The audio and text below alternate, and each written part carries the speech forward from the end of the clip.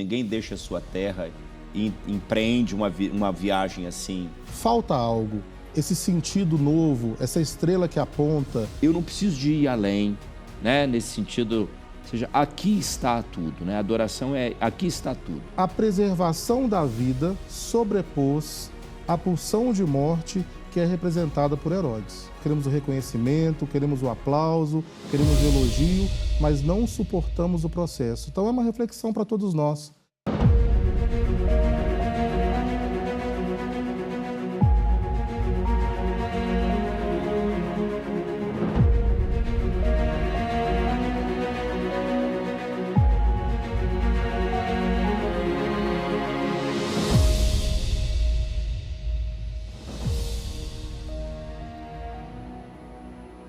Olá, esse é o Cruz e Divã. Estamos aqui mais uma vez para visitar personagens da Escritura, visitar o seu perfil espiritual. E está comigo o Dr. Jefferson, que sempre se encarrega de levá-los para o divã. Tudo bem, Dr. Jefferson? Tudo bem, Dom Otácio. E hoje vamos falar sobre os Reis Magos, que nos ensinam que toda grande busca começa quando algo dentro de nós deixa de se acomodar. Olha só, então vamos ver esses homens inquietos, né? Esses homens inquietos que buscam. Então é isso, o Dr. Jefferson sinalizou os Reis Magos. Nós encontramos a narrativa bíblica no Evangelho de Mateus. Mateus capítulo 2, do versículo 1 ao 12, nós temos uma narrativa que diz que esses magoi, esse termo ele pode ser observadores de astros, que o termo magos, Dr. Jefferson, por vezes parece quase aquele que faz algum ritual ali meio estranho, né? De fato, a magia é isso. Mas esses magos estão mais na linha dos astrólogos, né? Na linha daqueles que observam os astros. Diz o texto que eles vêm do Oriente. Então, isso já nos remete também a um texto do Antigo Testamento.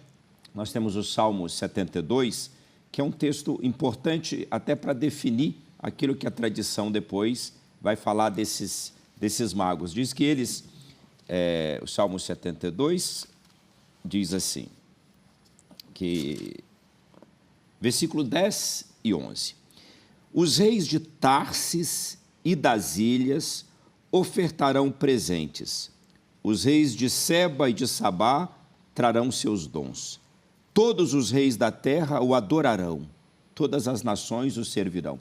Então, esse personagem, no contexto do Salmo 72, algum rei de Israel, fica como uma profecia, Dr. Jefferson, aberta, e que o cristianismo retém que ela se cumpre em Jesus, né? Focando nestes homens, o que nós temos ali é que eles estão dispostos a sair da sua terra. E é uma busca a ser feita, né? Que alguma coisa que para eles deve ser muito importante, ninguém deixa a sua terra e empreende uma viagem assim por nada, e eles fazem esse caminho para uma terra desconhecida, né? Para eles até então, vem do Oriente. Então, do ponto de vista espiritual, esse texto, essa narrativa sempre foi inquietante, porque ao mesmo tempo que esta estrela que os guia é o elemento, digamos, que os leva até o rei, por outro lado, esse próprio rei, ele é esta grande estrela que atrai, né? Que guia. Dr. Jefferson, então, do ponto de vista da psicanálise, como esta interioridade de pessoas como esses reis, nós temos na tradição que são três, né? Temos até o nome de Gaspar, Melquior e Baltazar, mas o texto bíblico não fala. Nós temos textos apócrifos que desenvolvem, né? Que trazem elementos adicionais, né? Porque realmente, digamos, a espiritualidade cristã ela é muito marcada por esta coisa da busca, por esse menino que nasce, né? Esse tempo de Natal e o prolongamento dele. Então, nós temos três, mas a tradição varia de 2 até 12. Há quem diga 12 reis. Mas vamos ficar neste homem. Que perfil de ser humano se dispõe a uma busca desse tipo, né? Sair para algo não sabido, não definido, não delineado, mas parece que o coração palpita buscando aquilo. Sim, sim. É interessante, Dom Otácio, que trata-se de homens intrépidos, né? Esse desejo que irrompe o sujeito, é algo que os convoca, que os desinstala, que os fazem sair do lugar do conhecido para algo ainda não sabido e não conhecido. Então, a busca dos Reis Magos é uma busca que não vai de encontro a uma certeza, mas vai de encontro a uma falta. Quer dizer, algo não sabido que os chama, que os convoca. Então, são homens que se propõem eu achei tão bonito isso que o senhor disse, a estrela que guia é a estrela maior, que é o próprio rei, que é o próprio menino Jesus, é o próprio Cristo, né?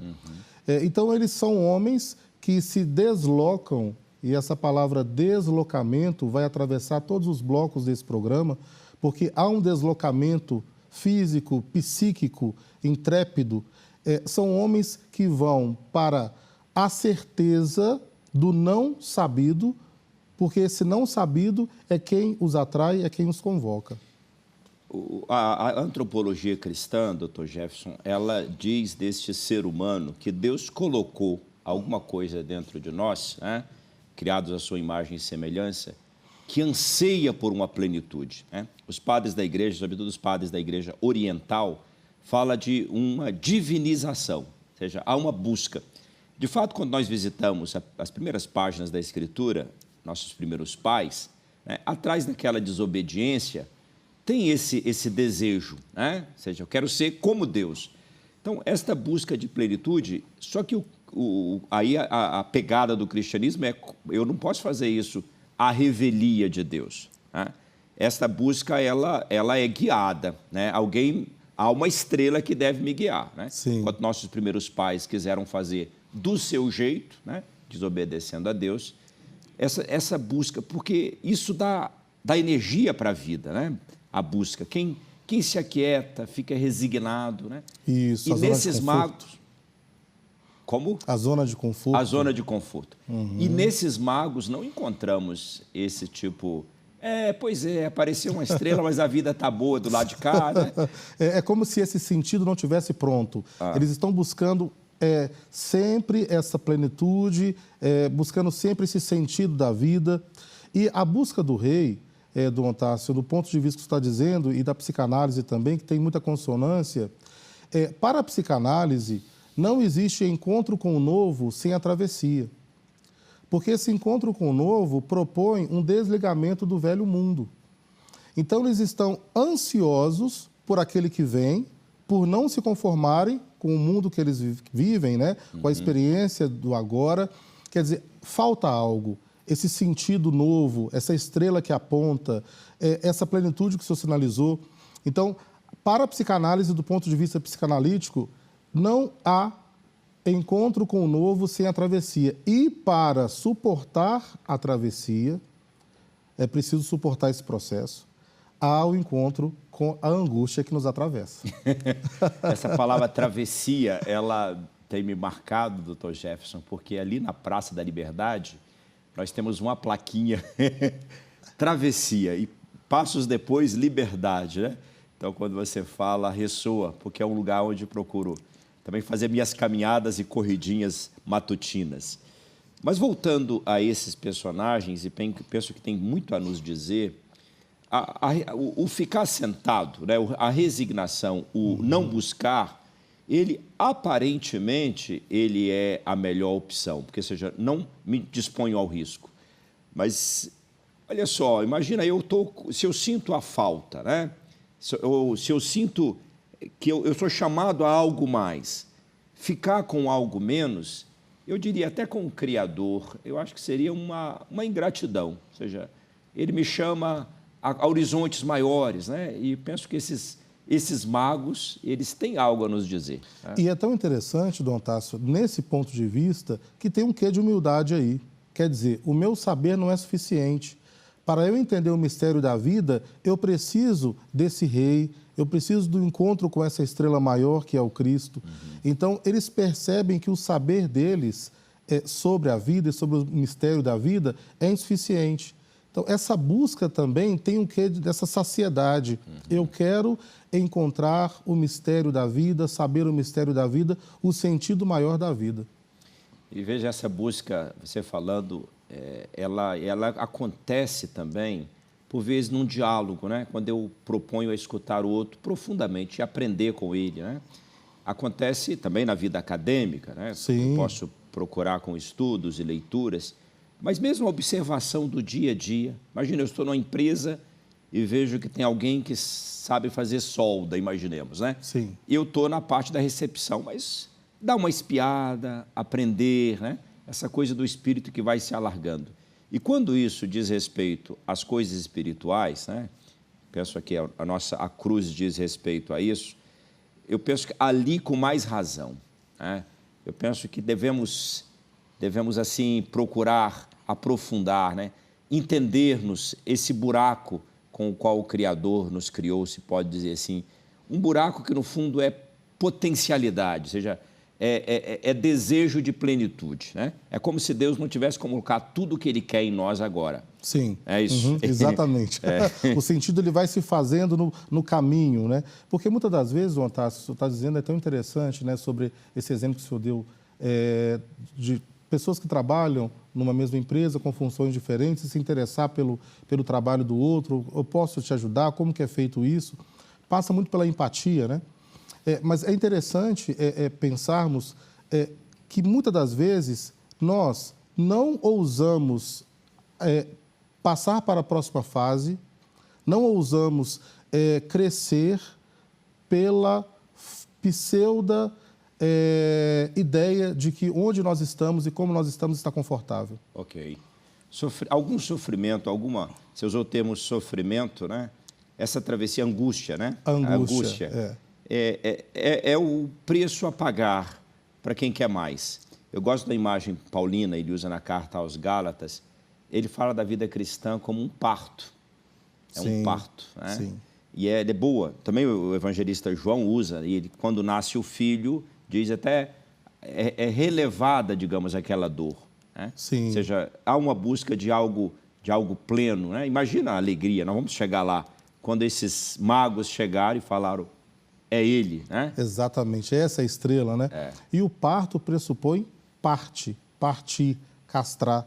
Ou seja, eu preciso lidar com e absolver que talvez a imagem idealizada de mim mesmo não é o mais coerente ou mais eficaz para a minha vida. Ok, preciso de fazer a travessia. Tá bem, estamos aqui nesse primeiro bloco, visitamos estes personagens, os magos ou os reis magos. O nome rei advém do Salmo 72, que fala dos reis de Tarsis, de Seba e de Sabá. Mas são esses personagens que, como eu e você, também estamos em busca. Não saia daí, já voltamos no próximo bloco.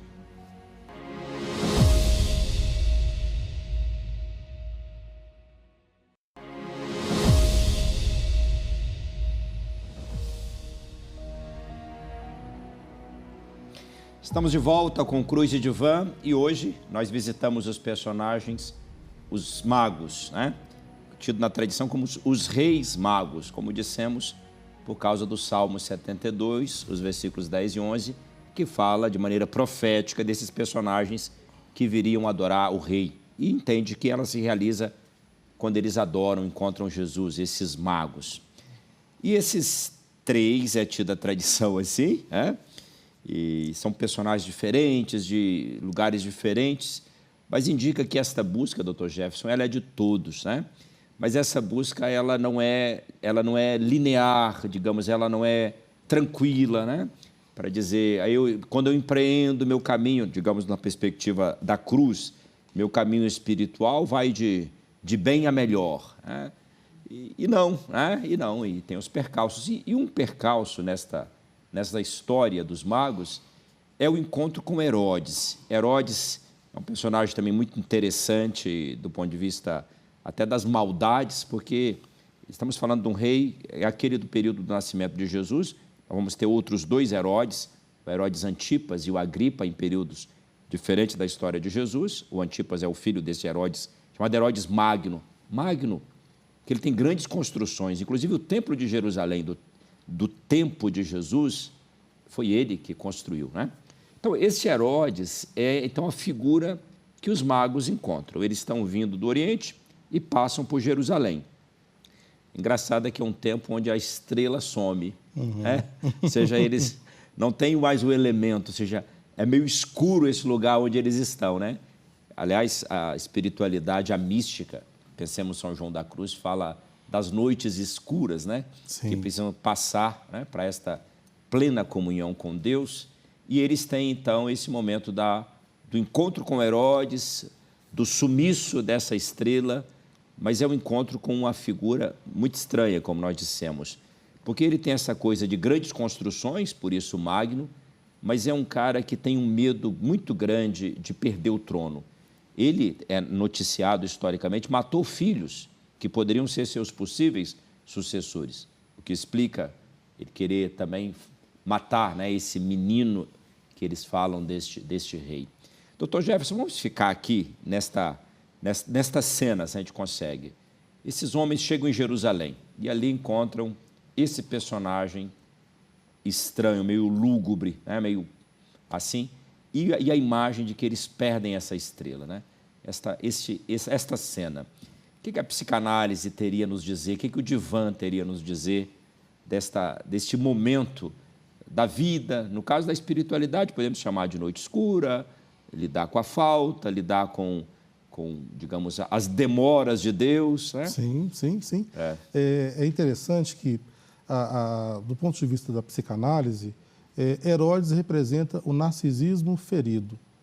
Então, esse nascimento de um novo rei o coloca em contato com o medo da perda do poder e o medo da perda da sua identidade. Podemos pensar que o desejo, o pseudo-desejo de Herodes adorar o novo rei, o menino rei, quer dizer, há aí uma falsa, ele se transveste de uma religiosidade que a gente já pode entender, do ponto de vista da psicanálise, que revela um clássico da psicanálise, que é o mecanismo de defesa. Ou seja, há uma dissimulação da parte de Herodes. De fato, ele diz para os magos, né? Vocês vão, depois vocês dizem que eu vou lá também adorar. Isso, exatamente, né? Ou seja, ele se transveste de religioso, mas a verdade, isso revela a sua inveja. Por quê? Essa falsa adoração a esse rei que vem revela a sua inveja e, ao mesmo tempo, mascara o seu ódio. Então, já podemos perceber aí alguns pontos do comportamento de Herodes, traços da sua personalidade, porque ele não queria, de forma alguma, perder o seu trono. Você falando assim, né, do ponto de vista da cruz, nós notamos aqui uma pessoa que ela não quer fazer a travessia, né? Perfeito, isso aí. Então, ou seja, ele não quer lidar, porque a adoração é uma coisa muito nobre, né? Nós vamos, penso até no próximo bloco, vamos visitar, né? Vamos. Porque a adoração, ela tem uma exigência de conhecimento de si para ela ser genuína, né? Sim. E, ao mesmo tempo, a abertura para aceitar essa lacuna, né? Digamos, eu te chamaria, do ponto de vista da espiritualidade, a dimensão criatural. Eu sou criatura. Sim. Então, o que é nobilíssimo, né? Porque eu sou criatura saída das mãos de Deus, mas, ao mesmo tempo, exige saber que eu sou criatura. Isso também me dá uma limitação, né? Quando nós focamos esse personagem Herodes, né? Herodes o Grande, deram o nome, também deve ter sido ele mesmo que se deu. Exatamente. Eu quero que agora em ele se autonomeou, né?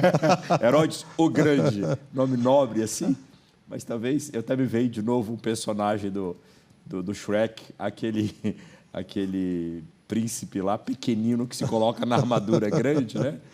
Então, é isso, esse Herodes. Mas notamos, até com uma certa... O sentimento que vem diante de Herodes você olha assim, dá até de chorar, sabe? Porque é um cara que teria muitos elementos, né? Ou seja, ele tem à sua disposição aqueles sábios que leem para ele a Escritura. Sim. Ele está na terra, digamos, da tradição de um povo que Deus visitou, né? Então, ele teria muitas chances, mas ele se fechou. E se fechou por medo de deixar de ser único. Ele não queria deixar de ser único. Aí nasce a violência. Aí rompe a sua violência, porque ele não queria deixar de ser único.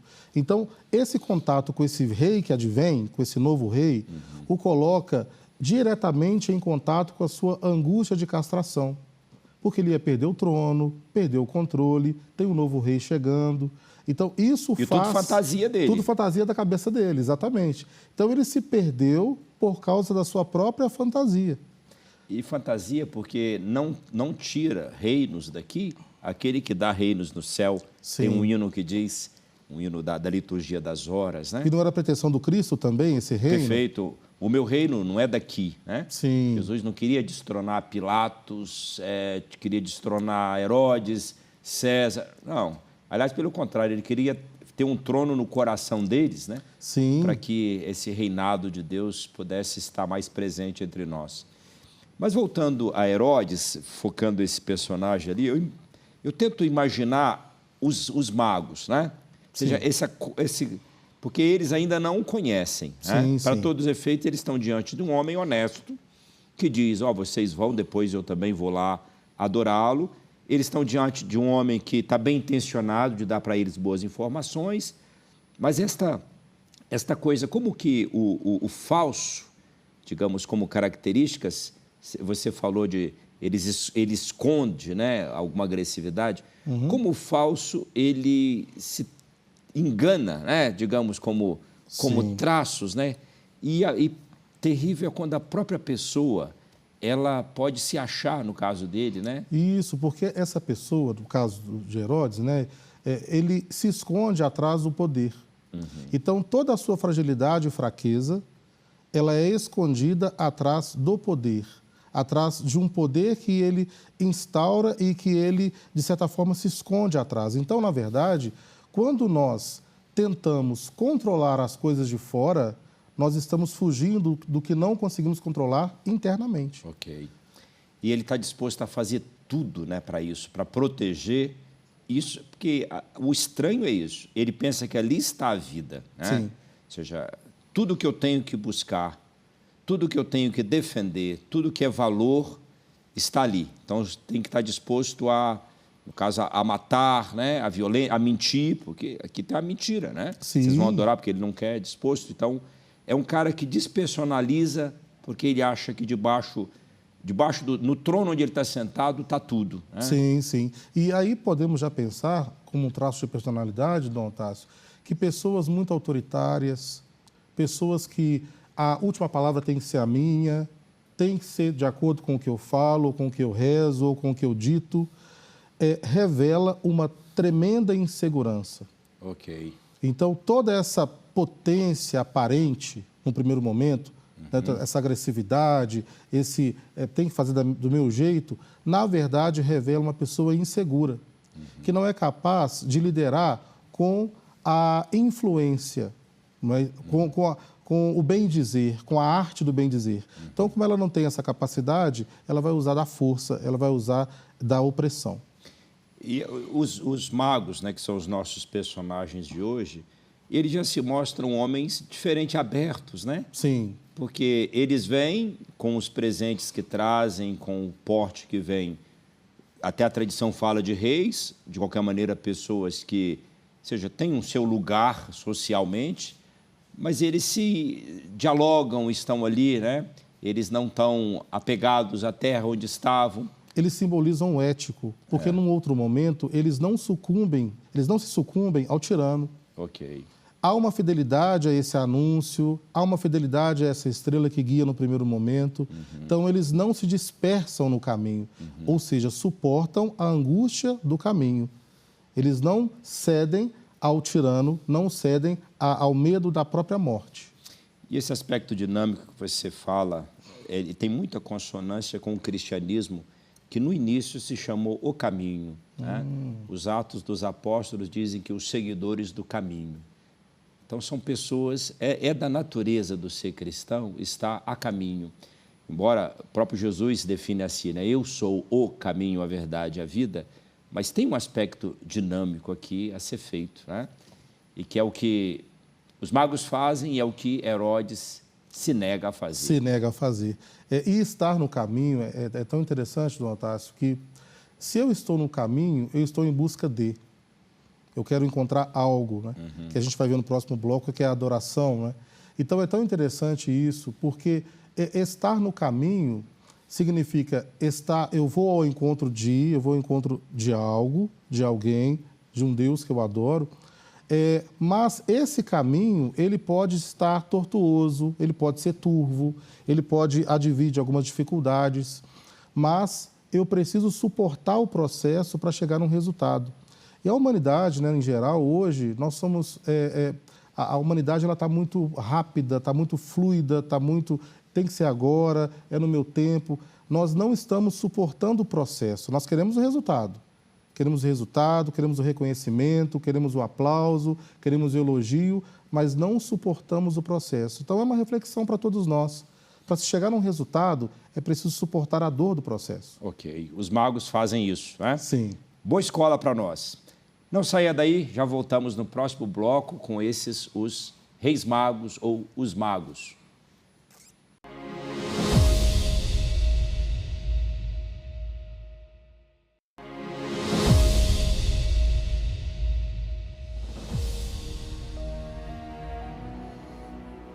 Estamos de volta com Cruz e Divã. Hoje, os reis magos, os magos, esses personagens que saem do Oriente e vêm para essas bandas da onde nasce Jesus, em Belém.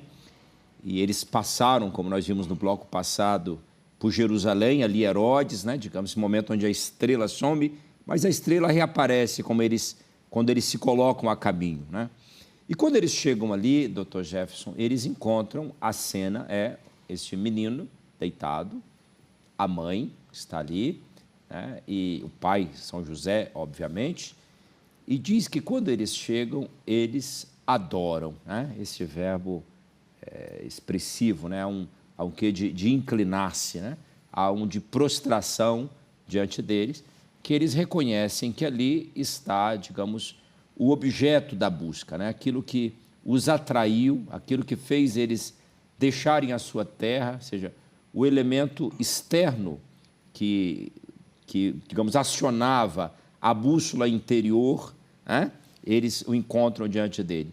E temos essa atitude de adoração. Para o cristianismo, na perspectiva do divã, a adoração ela exige dois movimentos importantes, igualmente importantes. Um movimento, digamos, é daquela da kenosis, é o esvaziamento, que no fundo é um reconhecimento de quem sou eu, da minha dimensão criatural, do não bastasse, de que não sou não sou pleno sozinho, né? Então essa dimensão que eu me percebo, digamos, criatura no horizonte. E o outro movimento é aquele diante de quem eu estou, ele se basta, né? E ele se basta não como independente, ou não como se não se importasse comigo. É aquele está ali, alguém que me oferece uma chance daquela plenitude, né? que eu durante a minha vida eu percebi não tê-la, e ele me oferece como horizonte, né? Que o coração vai, aquilo que Agostinho diz, o coração onde ele pode aquietar-se, né? Coração inquietum de Agostinho, né? O coração está inquieto até que repouse, né? Ou seja, alguém que oferece. Então, a adoração, ela oferece a chance do repouso, né?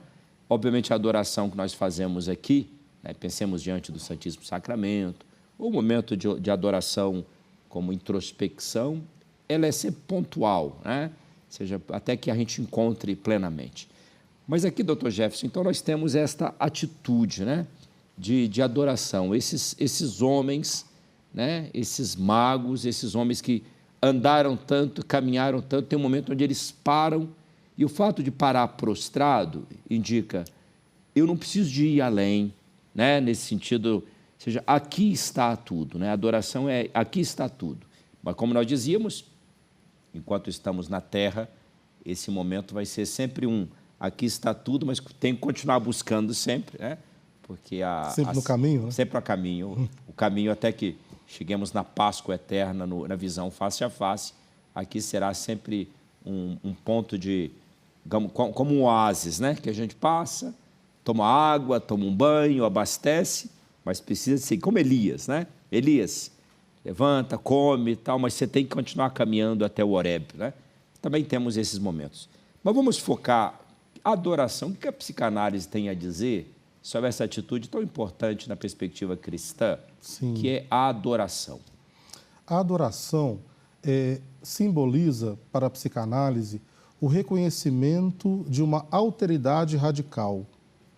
Então, o sujeito que se curva, o sujeito que se inclina ao outro que o ultrapassa. E, ao mesmo tempo, é uma renúncia do narcisismo e da onipotência do eu.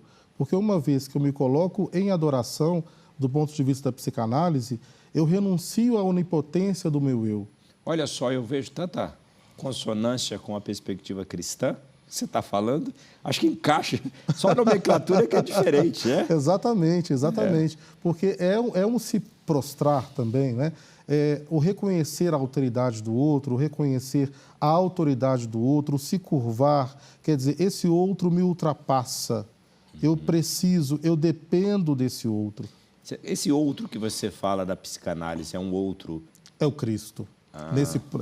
Nesse recorte que estamos aqui. Mas da Cristo. perspectiva assim, como é que... Imagina se eu encontrasse uma pessoa muito sábia, né? Sim, sim. Imagina que eu encontrasse aquele professor, né? Que você... Esse sentimento diz também, ou não é adequado? Sim, é um sentimento de uma certa reverência e de entender que o saber desse outro pode ajudar o meu saber. Ok. Então, eu vou contar com o saber desse outro. Eu vou me aprimorar aprendendo com esse outro. Também é aplicável. Ok. E nessa adoração que eles fazem ali, eles têm um elemento simbólico que expressa, digamos, esse seu reconhecimento criatural, né, na relação com esse outro, que é o fato deles darem presentes, né? O texto bíblico fala que eles ofereceram ouro, incenso e mirra. Daí vem que a gente coloca 3 reis magos. Reis por causa do Salmo, como já dissemos, e que sejam 3 por causa do número de presentes, né? Mas poderia eventualmente ser 12 que levam 3 presentes, né? Não é um problema. Mas ficando aqui com o número, né? E a tradição cristã retém que o ouro, né? Ele reconhece naquele menino rei, e aí tem cumprimento de todas as profecias, né? Que é o filho de Davi, que viria como... que se entraria no trono, né? Então, esse rei. Depois tem o incenso, e aqui tem um elemento muito nobre, porque o incenso ele é oferecido somente à divindade, né?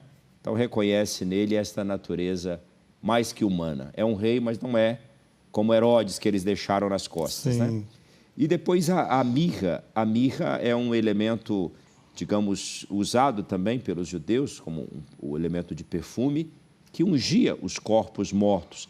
Eventualmente aqui reconhece a dimensão deste que é o rei, que é Deus, mas que eventualmente deverá também passar por essa experiência criatural da fragilidade e até propriamente a morte, né? Então temos aqui, do ponto de vista da espiritualidade, Dr. Jefferson, que é o doar-se o melhor de si, né? O que se tem de melhor, né? E o que se tem de melhor e como o aspecto simbólico, ao mesmo tempo que eu dou o que é melhor, esses elementos eles também me fazem expressar reconhecimento de quem está diante de mim, né? Então, aqui, no caso deles ali, o rei, o Filho de Deus, que morreria na cruz. Nós falamos, Dom Tássio, no primeiro bloco, que a palavra deslocamento iria nos acompanhar em todos os blocos, né? Então, a entrega dos presentes simboliza, para a psicanálise, o deslocamento do desejo dos reis magos. Ou seja, os presentes não são para uso, mas é para uma oferta. Então, é o deslocamento do ter para dar. Eles têm, mas eles ofertam esse presente para o menino Deus, para o Cristo. Então, o deslocamento do ter para dar. E isso nos ensina muito, não é? Inclusive, você falando assim, me vem que essa coisa da oferta que fazia Deus, porque no duro Deus não precisa de nada. É verdade. Né? Aliás, tem até um salmo, né? A palavra de Deus diz, né? Tudo é meu, né? Sim. O céu, a terra. Mas, ao mesmo tempo, nós, as criaturas, temos esta coisa, né? Até nas nossas celebrações, eu vejo minha mamãe. Minha mamãe, quando não tem um realzinho para colocar na coleta, né? No ofertório, né? E essa coisa, mesmo o dízimo, né? Como tal, no duro, Deus não precisa de nada. Ele, né? Mas essa coisa da criatura, quando nós fazemos este gesto, no fundo, o que nós estamos reconhecendo é tudo veio dele, né? Tudo que eu tenho, né? Tem um quê de gratidão. Tem um quê de reconhecimento, de maturidade psíquica, né? E, ao mesmo tempo, de capacidade de sublimação, de entender que o outro é o Cristo. Então, há um reconhecimento da parte dos reis magos. E que nessas coisas não está, né? Eu estou disposto a desfazer porque não está tudo aqui. Eu quase, ao doar de alguma maneira, eu quero dizer, eu preciso de mais, né? Sim, isso não me basta. Ao contrário de Herodes, que deixamos lá, que achou que o trono onde estava sentado... Se bastava. Isso, bastaria defender aquele trono e a vida estaria plena. E esses não. Então, eu gosto dessa imagem da oferta, né? Até gosto, pessoalmente, de quando eu vou rezar, doutor Jefferson, de colocar as mãos abertas sobre as coxas, né? Assim, sim. Porque me dá um quê de disposição a dar e disposição a acolher. Ou seja, porque quem dá fica com a mão aberta, né? Sim, sim. Ou seja, eu ofereço, mas tipo, eu preciso de muito mais, eu quero muito mais, né? Não dou com interesse de receber, mas tu sabes o que eu necessito, né? É interessante que os reis magos, bonita essa lembrança do Senhor, né? Essas mãos abertas, porque a maior alegria dada do que receber, né, Dom Otávio? É bíblico. É bíblico isso, né? Então, eles entenderam esse mistério. Eles deram para o menino rei, para o menino Deus, como um reconhecimento, né? E aí, ouro, incenso e mirra que o Senhor trouxe do ponto de vista da cruz. E do ponto de vista da psicanálise, tem muita coerência também, né? O ouro é reconhecimento dessa divindade, a essa plenitude, da realeza. Essa realeza, exatamente. O incenso já é referência ao sagrado, ao místico, à própria sublimação, né? Aham. E a mirra já é a finitude, é o encontro com o sofrimento, é passar pela castração. No fundo, se disser assim, é o que o ser humano busca, né? Ou seja, a gente busca uma plenitude, né? Percebe em nós esta fragilidade, mas não é um problema, né? Ou seja, ao mesmo tempo que eu não abaixo, né, a medida buscada, mas, ao mesmo tempo, eu não me sinto oprimido, né, pelo fato de ser frágil, por não ter alcançado ainda, né? Exatamente. Eu suporto aí a angústia de castração, quer dizer, eu suporto passar pela angústia que o próprio caminho já nos predispõe, né? Ele exige, né? Ele exige isso. E essa coisa, é tranquilo falar, é um pouco mais difícil de viver. A aplicabilidade, né? Porque essa angústia, ela é, por exemplo, pensemos nas relações, uma pessoa está disposta a dizer uma verdade clara para outra, né? Sim. Está disposto, no caso de si, uma renúncia para que uma relação possa, né? Pensemos, um casal onde o esposo ou a esposa precisa de deslocar-se e o outro precisa de acompanhá-lo, né? É interessante, não Dom deixa de ser Otávio. uma travessia. É uma travessia, e o senhor dizendo isso me remete aqui à palavra posicionamento, que é o que a psicanálise propõe no processo analítico. É preciso se posicionar, né? Porque num casal, por exemplo, para ser par, tem que ser ímpar. Eu não posso deixar a minha subjetividade, a minha individualidade e me anular em favor do cônjuge. Ok. É preciso ter ali um convívio, um diálogo, não é? Então, para isso, é preciso posicionamento, que é diferente de imposição e de anulação. E eu gosto também essa imagem da dupla, Dr. Jefferson, que fazem juntos, onde os dois veem quem tem mais elementos na atual conjuntura, Sim. digamos, para tocar o timão. Né? Isso aí. E é que é legal, e pode ser numa circunstância ou em outra, pode ser um ou outro. Né? Que ninguém fica na zaga. Vamos tocar esse time. Perfeito. E os dois, esse eu acho que é o nível de maturidade grande. Sim. É onde eu não quero impor, né, o que eu quero. Eu quero, porque tem que ser bom, se é bom para os dois. Exatamente, exatamente. E sendo bom para os dois, requer uma renúncia. Alguém tem que renunciar. Ou talvez até os dois, né? Ou os dois, né? Em favor do que é melhor para o time. Para o time, para Ninguém dupla, joga né? sozinho. Eu gosto, porque tem esse esporte feito com pessoas com deficiência visual. Tem um cara que vai correndo, ele não pode correr muito mais, porque ele derruba, né, a pessoa que ele guia, né? Não pode correr menos, porque ele não pode segurar. Então, temos mesmo que... compasso. Mesmo... O mesmo compasso. É o mesmo compasso. É o mesmo ritmo. E mesmo se eventualmente um passe, ele tem que dar aquela esperada, né? Isso, exatamente. E os nossos dois personagens aqui, então, eles são esses que fazem a travessia, que chegam ali, estão dispostos a ofertar. Suportam a angústia do caminho. Oferecem seus tesouros porque estão diante do tesouro, né? Sim. Aquele que vale a pena vender todos os campos para dá-lo. Ok, ficamos aqui nesse terceiro bloco e já voltamos, porque esses personagens têm muito a nos dizer. Não saia daí, já retornamos com Cruz e Divã.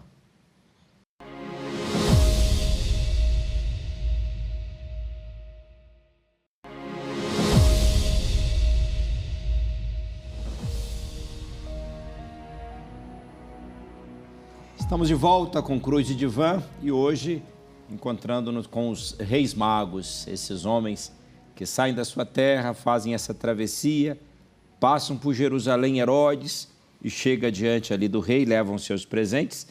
E nós temos um momento do retorno. Herodes havia dito a eles, Dr. Jefferson, vocês vão, adorem, depois voltem e digam onde, né, está. Os sábios de Herodes haviam dito, olha, o menino é lá em Belém, né, para onde eles foram. E eles voltam, só que eles não voltam pelo mesmo caminho, porque diz que eles recebem um aviso, né? Um aviso de que não voltassem a Herodes, dada essa voz, certamente é uma voz divina, que conhece esse coração de Herodes, esse coração satisfeito, se pode dizer, né? E eles, então, obedecem, né? Obedecem e fazem por outro caminho. Essa coisa do ponto de vista espiritual, Dr. Jefferson, porque aqui eles continuam fazendo o que eles fizeram a vida toda, que foi escutar essa voz divina, né? Essa voz divina que veio para eles pela estrela, né? Essa voz divina que veio para eles através da observação, das circunstâncias, e essa voz divina que agora aparece de maneira explícita para eles, né? Mas são esses homens capazes de escuta, né? Capaz de deixar-se interpelar por algo que vai além do próprio umbigo, né? Isso exige um nível de observação a respeito do astro, mas da escuta. Tanto é que a escuta na Escritura ela é uma atitude fundamental, né? A oração judaica, por excelência, é Shema Israel, escuta Israel, ou seja, dê ouvidos, dê ouvidos. Agora, a escuta, ela precisa de discernimento, né? Porque ela pode também vir de espaços dentro de nós, não evangelizados ou não abertos, digamos, a passos muito nobres. Pode ser aquela vozinha, como no desenho animado, aquele demôniozinho. Mas tem essa escuta, essa abertura que feita o discernimento, é importante, né? Que é fruto do discernimento. No caso deles, eles têm um momento de uma escuta e fazem um caminho diferente, ou seja, estavam dispostos a fazer um caminho diferente, porque as circunstâncias, e no caso esta voz que eles escutaram, pediram que eles fizessem um caminho diferente, não passasse por Jerusalém, né? Mas fizesse outro caminho. Gostaríamos nós, né, e os nossos, quem nos acompanha aqui, nos escuta pela Rádio América ou TV Horizonte, o que a psicanálise tem a dizer desta atitude deles, né, diante desta voz divina? Interessante, Dom Otácio, que esse aviso divino representa simbolicamente, numa linguagem do inconsciente, o que a psicanálise ela traz como prerrogativa, que é a interpretação dos sonhos, que é uma manifestação direta do inconsciente, porque a razão vigilante, quando nós estamos, por exemplo, numa análise, ela passa por uma certa peneira. Será que eu vou dizer isso para o meu analista, para o meu psicólogo, ou vou dizer, não, deixa eu reformular essa frase ou essa palavra? Quando estamos dormindo, essa razão vigilante, ela está adormecida. Então, o sonho é uma manifestação direta do que está no inconsciente. E para Freud, para a psicanálise, sonhar significa o desejo de colocar em prática aquilo que a pessoa quer, né? Então, esse sonho simboliza isso, porque há uma supremacia da verdade sobre o medo. Eles não se sucumbiram a Herodes, ao medo. Vamos morrer, vamos ser decapitados, vão matar o nosso rei. Eles não sucumbiram a isso. Ou seja, a preservação da vida, que nós chamamos na psicanálise de autopreservação. Então, a preservação da vida sobrepôs a pulsão de morte que é representada por Herodes. Herodes, de fato, ali é o cara que, exceto a si mesmo, que ele quer manter-se, né? E essa manutenção, ela não tem como fazê-la para sempre. Todo mundo, para ele, é passível, se de alguma maneira for insidiar, né, sobre o poder dele, de matar, né? E agora, o que nós notamos aqui é que eles, eu achei interessante, eles não tiveram medo, porque haveria um risco eles desobedecerem o rei. Exato. Querendo ou não querendo, eles estavam dentro do reinado dele, né? Agora ou seja, há alguma coisa para eles, há uma verdade, alguma coisa que eles escutam e que eles estão dispostos a correr esse risco, né? Isso, a supremacia da vida sobre o medo, e também eles não se sucumbiram ao poder. Porque, claro que nós estamos aqui fazendo uma leitura de possibilidades, mas quiçá Herodes prometeu para eles certo poder, se eles sucumbissem ou entregassem o menino rei, o menino Deus. Então, mesmo diante do poder oferecido, eles não se sucumbiram, eles continuaram fiéis ao caminho. Essa travessia que eles fizeram de ida, ela também é feita de volta, né? Sim. É para dizer que é o dinamismo da vida, né? Até o conjunto da vida, ela é uma busca, né? O cristianismo, ele retém que o coração, ele só vai aquietar na plenitude de Páscoa, né? Nós, quando vemos a vida dos santos, eles são pessoas, inclusive tem Santa Teresinha do Menino Jesus, que no desfecho da sua vida, ela teve essa noite escura, esse momento, né?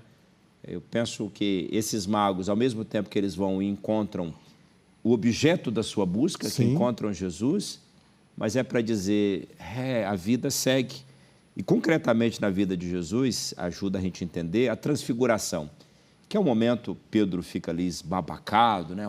Vamos fazer 3 tendas, mas é um momento de experiência, de plenitude, mas depois segue a vida, né? A vida segue essa busca. Eu fico encantado nesse momento aqui dos magos, é que eles, se pode dizer, eles vão voltar para a sua vida, mas o que muda não é a vida, as coisas que eles faziam, eles estão mudados, né? Eu penso sim. Há um retorno transformado, né? Porque, e para a psicanálise é bem isso, Dom Antácio. Quando nós atravessamos a verdade e nos encontramos com a verdade, nós nunca voltamos para a posição de origem da mesma forma. Então, esse retorno é um retorno transformado. Houve aí uma transformação psíquica, de comportamento, conseguimos conseguimos cumprir a nossa missão, né? Combatemos aí o bom combate, fazendo uma alusão a Paulo, né? Então, é como se eles voltassem de forma transformada. Houve uma transformação psíquica, comportamental. Por quê? Porque eles atravessaram essa verdade, que era o menino rei, e, atravessando a verdade para a psicanálise, entrando em contato com a verdade, com a sua essência, você nunca mais volta para a posição de origem da mesma forma. E nem pelo mesmo caminho. E nem pelo mesmo caminho. No caso deles, eles não voltam. E penso que é isso, né? Tem momentos, né? Eu retiros espirituais. Aliás, em janeiro eu pretendo ir a Itaici, é um lugar que eu me encontro muito ali na espiritualidade. Isso é de fato, que depois, para todos os efeitos, a gente continua fazendo as mesmas coisas, né? Ou seja, eu vou voltar a fazer as mesmas coisas. Mas essa transformação, essa travessia, que ela é interior, né? Ela é de passos dados, ela é interna, né, Dom Antácio? Sim. Ela é feita ali dentro do coração. Quando eu olho esses magos, eu penso que esse outro caminho que eles fazem, mais do que alguma coisa física, no caso deles o também, o que o anjo pede para eles é assim, olha, vocês estão diferentes, vocês não vão fazer o mesmo caminho, né? E eles aceitam, né? E fazer, digamos, esse caminho de volta, ele não deixa de ser guiado pela estrela, talvez agora não esteja mais no céu, né? Sim. E é interessante que esse caminho de volta, pensando no caminho, pensando no trajeto, na trajetória, eles abdicaram do poder oferecido por Herodes. E não se sucumbiram ao poder mortífero da morte que Herodes os propôs, né? Então, ou seja, houve ali uma abdicação do poder e houve ali uma renúncia à morte.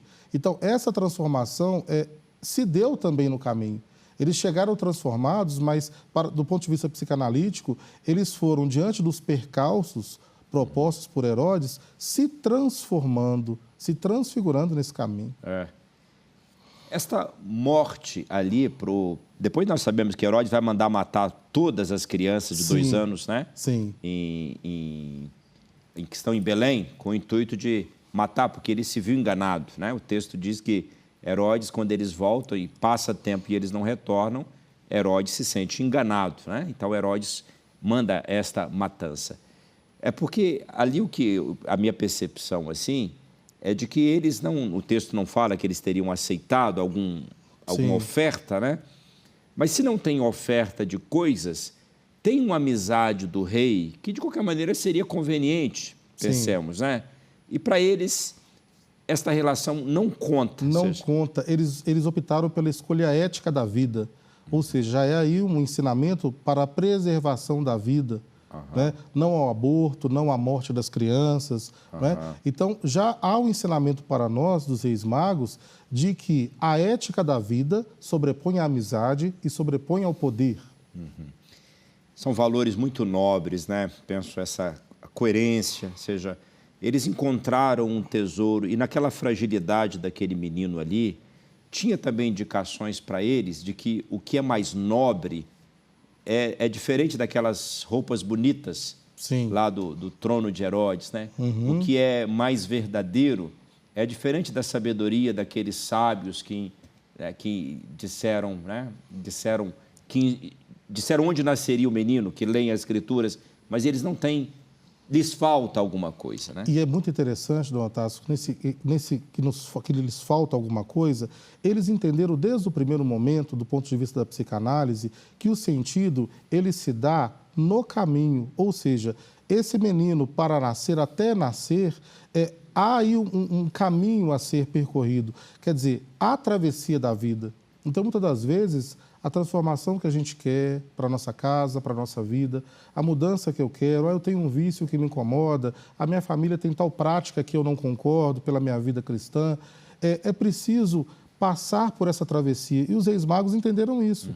Eles entenderam que não era algo pronto. A estrela sinaliza e está tudo pronto. Não, temos que passar pela travessia. Então é preciso suportar esse caminho, a angústia desse caminho. Com essa reflexão do Dr. Jefferson, ficamos na perspectiva, então, do divã e da cruz.